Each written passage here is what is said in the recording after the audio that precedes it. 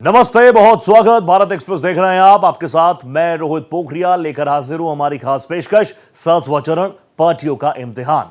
चुनाव अब आखिरी चरण की ओर बढ़ चुका है। 7वें चरण में बची हुई 57 सीटों के लिए घमासान काफी तेज है। बिहार और यूपी जैसे राज्यों में एक तरफ एनडीए की 100% जीत की ओर आजमाइश है, तो दूसरी तरफ इंडिया अलायंस में शामिल पार्टियों के लिए अपने अस्तित्व को बचाने का बड़ा चैलेंज है। बाकी बची सीटों पर होने वाले मतदान को लेकर तमाम पार्टियां अपनी कमर कस चुकी है और अपनी जीत को यकीनी बनाने के लिए पूरी ताकत झोंक चुकी है। प्रधानमंत्री नरेंद्र मोदी की वाराणसी सीट पर भी इसी फेज में चुनाव है और इस पर देश भर की निगाहें टिकी हुई है। साथ ही अलग अलग राज्यों में कई दिग्गजों की साख दांव पर लगी है। अलग अलग पार्टियों के स्टार प्रचारक इन पार्टियों पर धुआंधार प्रचार कर मतदाताओं को अपने पक्ष में करने की कोशिशों में जुटे हुए नजर आए और उन सीटों पर ज्यादा फोकस किया जा रहा है जिस पर हार जीत का मार्जिन बेहद कम है। हर चरण के गुजरने के साथ पार्टियों की टेंशन कम होने के साथ ही बढ़ती भी जा रही है और अगले चरण की रणनीति पर अमल तेज हो रहा है ताकि नतीजों में नुकसान की कोई गुंजाइश बच ना पाए। आखिरी चरण और उसके लिए चुनावी घमासान पर पेश है हमारी खास पेशकश 7वां चरण, पार्टियों का इम्तिहान। स्टार प्रचारक दे रहे धार।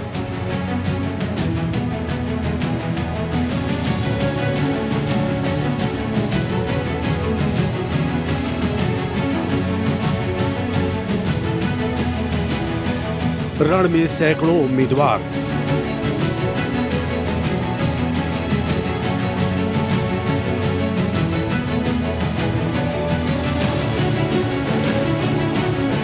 सातवें चरण में आर पार।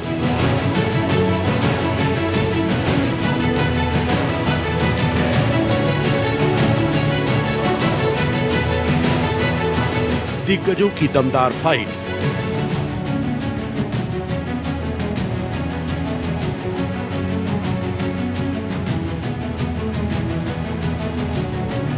सत्तावन सीटों की लड़ाई।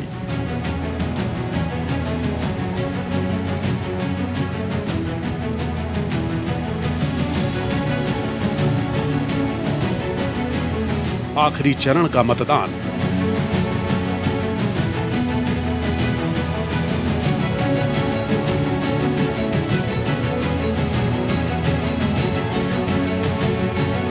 एनडीए वर्सेस इंडी गठबंधन।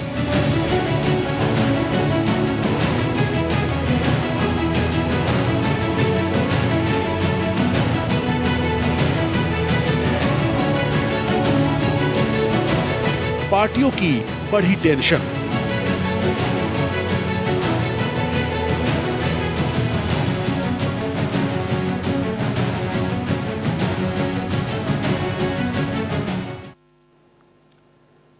चुनाव में एक एक सीट बहुत महत्वपूर्ण है। हर चरण के पूरा होने के साथ ही अगले चरण को लेकर पार्टियों में घमासान तेज है और अलग अलग सीटों पर जीत का हिसाब किताब लगाने के बाद अगली रणनीति पर अमल होना शुरू हो जाता है। 8 राज्य और यूनियन टेरिटरीज में बचे हुए सीटों पर जबरदस्त फाइट है और यह फाइट सिर्फ दिग्गजों को लेकर नहीं है बल्कि एक एक सीट को बढ़ाने की है। अब एनडीए और इंडिया गठबंधन के लिए चुनाव प्रचार अभियान के लिए अपना फोकस बढ़ाने का मौका और मिल गया और इस मौके पर कोई भी पार्टी इसे गंवाना नहीं चाहती।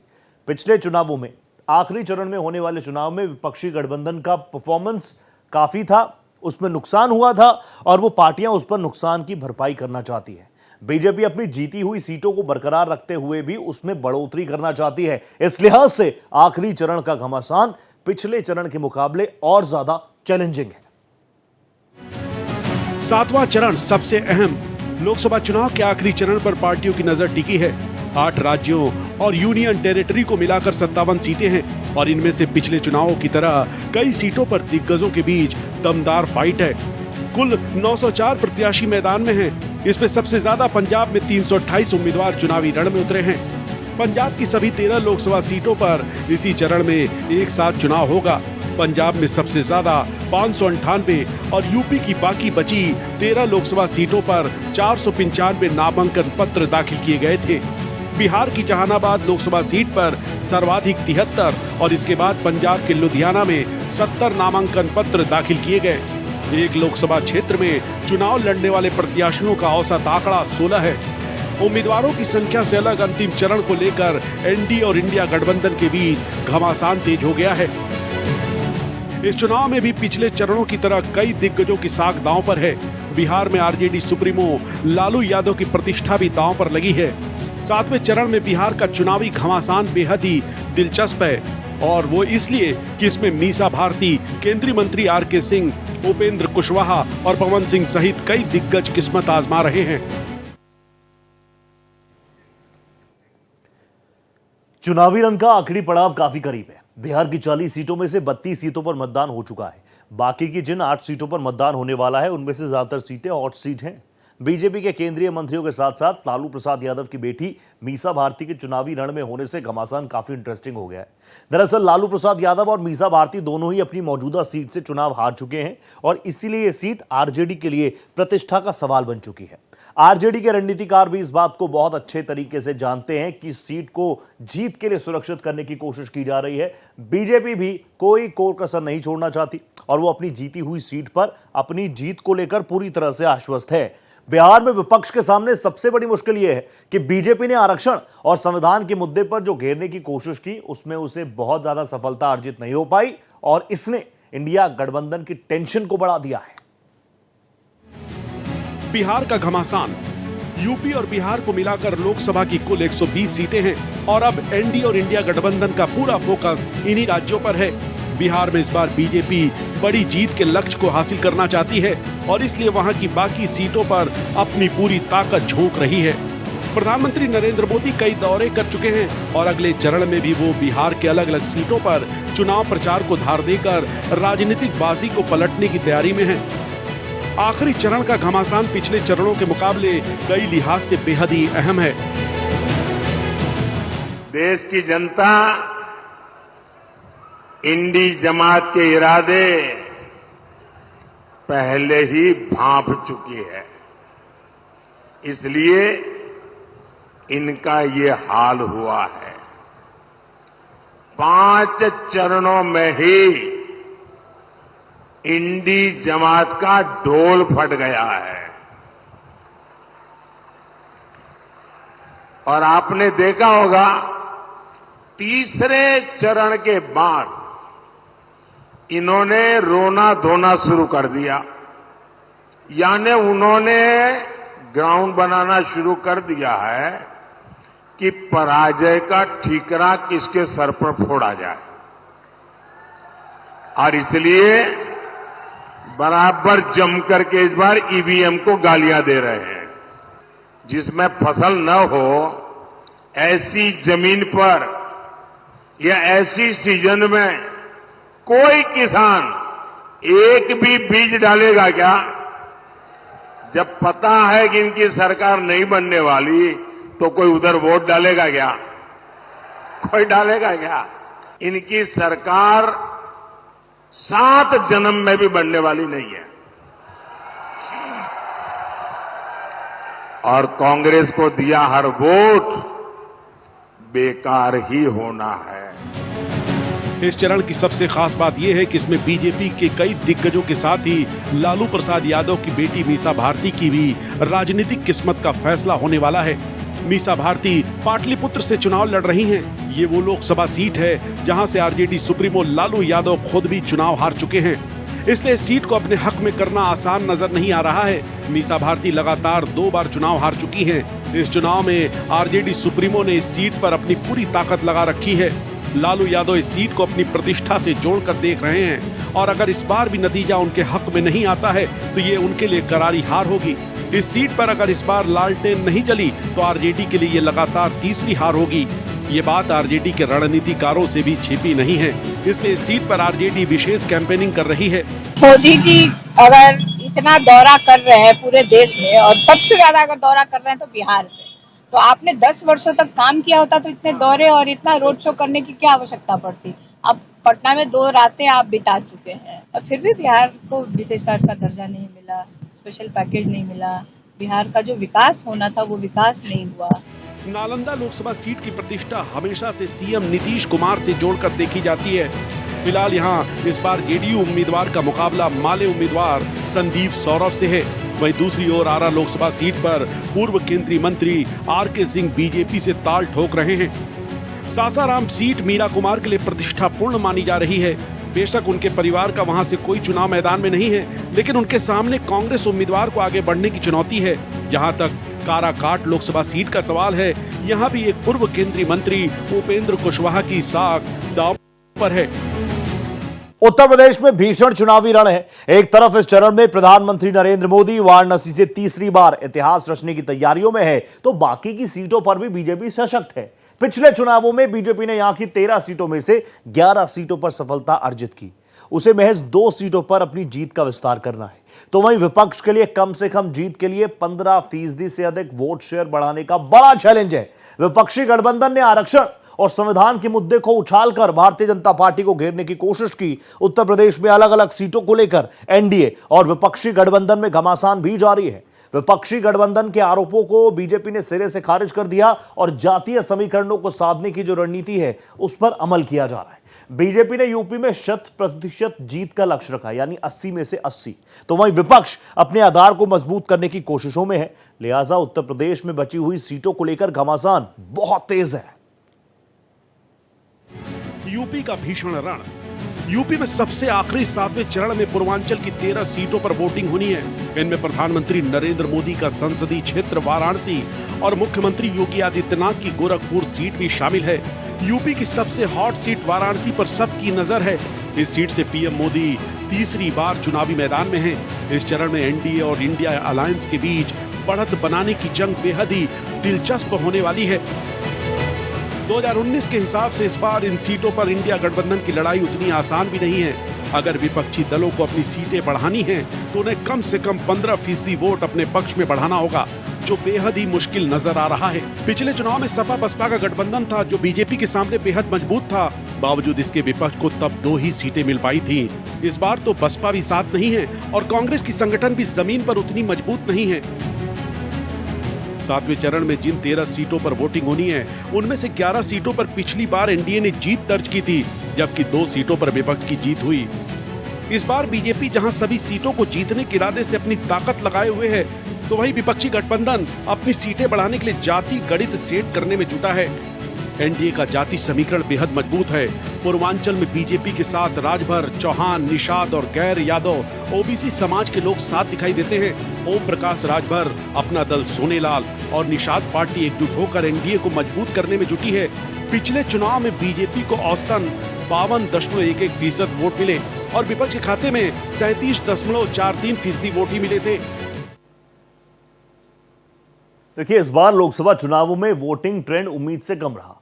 वोटिंग प्रतिशत को बढ़ाने की कोशिशें सफल होती हुई नजर नहीं आई। कुछ राज्यों को छोड़ दिया जाए तो हर राज्य और हर एक सीट पर वोट कम ही डाले गए, लेकिन इसके कई राजनीतिक मतलब भी निकाले जा रहे हैं। हालांकि हर चरण गुजरने के साथ साथ मतदाताओं में उत्साह जरूर नजर आया, लेकिन मतदान केंद्रों तक पहुंचने और अपने मताधिकार का इस्तेमाल करने के मामले में वैसा उत्साह नजर नहीं आया। पिछले कुछ चुनावों में रुझान बढ़ा था और इसी के तहत इस बार 70% के करीब वोटिंग होने की उम्मीद थी। उत्तर प्रदेश और बिहार जैसे राज्यों में उम्मीद से कम वोटिंग हैरान करने वाला है। मतदान प्रतिशत में गिरावट। लोकसभा चुनाव में इस बार बम्पर वोटिंग की उम्मीद की जा रही थी, लेकिन इस बार उम्मीद से कम वोटिंग हुई है। तमाम कोशिशों के बावजूद वोटिंग ट्रेंड बदल नहीं पाया है। हालांकि चौथे चरण के बाद इसमें तेजी जरूर आई है। कुछ सीटों को छोड़कर मतदान प्रतिशत में दर्ज हुई कमी को लेकर तमाम तरह के कयास लगाए जा रहे हैं। इस बार करीब हर राज्य की सीटों पर कम वोटिंग प्रतिशत की दर देखने को मिली है। कुछ हैरान करने वाली बात भी है, केरल की सभी 20 सीटों पर मतदान में गिरावट देखी गई और उनमें से 12 सीटों पर 2019 की तुलना में ईवीएम में कम वोट दर्ज किए गए। वहीं उत्तराखंड में भी सभी 5 सीटों पर कम मतदान हुआ। राजस्थान और तमिलनाडु का भी कुछ यही हाल है। यहाँ लगभग आधी सीटों पर मतदाताओं की पूरी संख्या में गिरावट देखी गई और इन राज्यों में करीब 90% सीटों पर कम मतदान दर्ज किया गया। यूपी और मध्य प्रदेश में भी 3/4 सीटों पर कम मतदान हुआ, लेकिन इन हिंदी भाषी राज्यों में केवल 1/3 सीटों पर 2019 की तुलना में कम वोट दर्ज किए गए। ये थोड़ी राहत की बात है। गुजरात में करीब 1/4 सीटों पर कम वोट पड़े। इसी तरह बिहार में 24 में से 21 सीटों पर 2019 की तुलना में कम मतदान हुआ, लेकिन केवल 1 में वोटों की पूर्ण संख्या में गिरावट देखी गई। महाराष्ट्र में 48 में से 20 सीटों पर कम मतदान हुआ। देश भर में जिन सीटों का आकलन किया जा रहा है, उनमें से जिन 6 सीटों पर 2019 की तुलना में कम मतदान हुआ था, उनमें से 5 महाराष्ट्र में थी और इनमें पुणे और मुंबई दक्षिण सीट शामिल हैं। आंध्र प्रदेश, झारखंड, कर्नाटक, ओडिशा, तेलंगाना और पश्चिम बंगाल में भी इस बार 2019 की तुलना में कम वोटों वाली कोई सीट नहीं थी। हालांकि उनमें से कुछ में कम मतदान दर्ज किया गया था।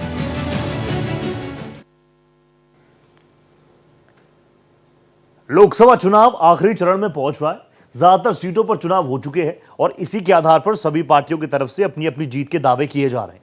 बीजेपी अपने 400 पार की टारगेट को पार करने का अभी भी दावा कर रही है और उसके मुताबिक वो अभी तक हुए चुनाव में बहुमत का आंकड़ा हासिल कर चुकी है। आखिरी चरण में जिन सीटों पर चुनाव होने हैं वहां पर बीजेपी खुद को सशक्त मानती है और इसमें वो बड़ी जीत हासिल करने का दावा भी कर रही है। एनडीए और विपक्षी गठबंधन के दावों के बावजूद जो चुनावी समीकरण बने हैं और मतदाताओं में वोटिंग को लेकर जो रुझान रहा है, उसको देखते हुए ये कहा जा सकता है कि किसका दावा कितना पुख्ता है, इसको लेकर कोई भी पार्टी पूरी तरीके से आश्वस्त नहीं है। बीजेपी की जीत का दावा। लोकसभा की ज्यादातर सीटों पर चुनाव हो चुके हैं। अभी तक के चुनाव में पिछले चुनावों के हिसाब से पार्टियां अपनी जीत का दावा पेश करना शुरू कर चुकी हैं। जीत का पुख्ता दावा पेश करने में बीजेपी सबसे आगे है। विपक्ष भी अपनी तरफ से दावे पेश कर रहा है। दरअसल शुरुआती चरणों के बाद से विपक्षी गठबंधन ने चुनावी नतीजे को पलटने की पुरजोर कोशिश की है और जाति समीकरणों में बीजेपी की पकड़ को कमजोर करने की रणनीति अपनाकर बीजेपी की मुश्किलें बढ़ाई हैं। अभी तक जिन सीटों पर मतदान हुए हैं उनमें से 2019 में बीजेपी की बम्पर जीत दर्ज हुई थी और बीजेपी बहुमत को पार कर गई थी। गृह मंत्री अमित शाह 5वें चरण के पूरा होने के बाद से ही 300 पार सीटों को जीतने का दावा कर रहे हैं। छठे और 7वें चरण को मिलाकर कुल सीटें 115 हैं। इनमें से 65 सीटें बीजेपी जबकि 77 सीटें एनडीए के पास हैं और इस लिहाज से बीजेपी अगर 5वें चरण में 300 के लक्ष्य को पार कर लेती है तो अपने 400 को पार के लक्ष्य को पार करने की चुनौती उसकी बरकरार है। कुल 543 सीटों में 400 सीट जीतने के लिए स्ट्राइक रेट 74-75 के करीब होना चाहिए। हमारे जितने भी प्रत्याशी यहां पर बैठे हैं, मैं सबकी सीटों का जायजा लेकर कहता हूं, 5 चरण में मोदी जी 310 क्रॉस कर गए हैं। अब छठा और 7वां 400 पार का है। आपको मोदी जी ने 400 पार कराना है। भाइयों बहनों, देश भर के मतदाताओं के लिए सिर्फ 400 पार का लक्ष्य है। जीत वाले चुनावी दावे सिर्फ सत्ता पक्ष के नहीं हैं। 5 चरण के बाद अब इंडिया गठबंधन के नेता भी आंकड़ों में जीत का हिसाब बता रहे हैं। बीजेपी ने अपने जीत का कैलकुलेशन फिक्स कर रखा है, लेकिन विपक्षी गठबंधन भी इस बार जीत के लिए उन सीटों का सिलेक्शन कर रहे हैं जहां पर जीत की ज्यादा उम्मीद है। इस लिहाज से देखा जाए तो एक तरफ बीजेपी देश भर में अपने विस्तार की रणनीति को आगे बढ़ा रही है, वहीं विपक्षी गठबंधन अपनी सीटों को बढ़ाने पर फोकस कर रही है। मुकाबला दिलचस्प बना हुआ है और जीत के अपने अपने दावों में कितना दम है उसका नतीजा जल्द ही अब देश के सामने होगा। चुनाव के आखिरी चरण में पहुंचने के साथ ही तमाम पार्टियों की टेंशन बढ़ी हुई है। मौसम में गर्माहट के बीच सियासी पारा भी 7वें आसमान पर पहुंच चुका है। अपनी अपनी सीटों को बचाने के लिए पार्टियां पूरी ताकत झोंक रही हैं और धुआंधार प्रचार अभियान में जुटी हुई हैं। आरोप प्रत्यारोप का दौर भी बहुत तेज है। बची हुई सीटें अब भी पार्टियों के लिए महत्वपूर्ण है और इसमें अपनी बढ़त हासिल करने के लिए साम दाम दंड भेद की रणनीति अपनाई जा रही है। अब यह देखा जाना बाकी है कि इस बार कौन बाजी मार पाता है। 7वां चरण पार्टियों का इम्तिहान की हमारी इस खास पेशकश में फिलहाल इतना ही। देश प्रदेश की हर खबर के लिए आप बने रहिए भारत एक्सप्रेस के साथ। नमस्ते।